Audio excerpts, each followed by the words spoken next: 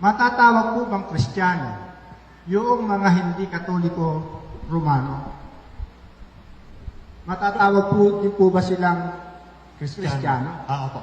Lahat po ng tao na naniniwala na si Kristo ay Diyos, Diyos na totoo at taong totoo, sila po ay maaaring tawaging Kristiyano. Pero kapag ikaw ay hindi naniniwala na si Kristo ay Diyos na totoo at taong totoo, at para sa iyo si Kristo ay tao lang, at sinasabi mong Kristiyano ka, sinungaling ka. Ha?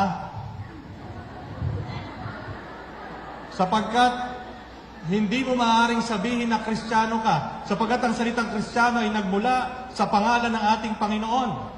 Tinawag ng Kristiyano ang mga naunang tagasunod ni Kristo na mga Hudyo para bigyan diin ang kanilang pagsunod kay Kristo. At lahat ng sumunod kay Kristo, nung panahon pa ng mga apostol, naniniwala na si Kristo ay Diyos, hindi lang tao. Sa mga tuwid, kung ikaw ay sasabihin mo sa akin Kristiyano ka, pero hindi ka naniniwala na si Kristo ay Diyos, peki ka, sinungaling.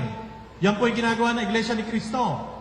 Sinasabi nilang siya ay Kristiyano, pero hindi naniniwala na si Kristo ay Diyos. Ngayon po, kung may magtatanong dito tungkol sa pagka-Diyos ni Kristo, pwede kong sagutin. Pero, humanda kayo kasi hanggang bukas tayo dito.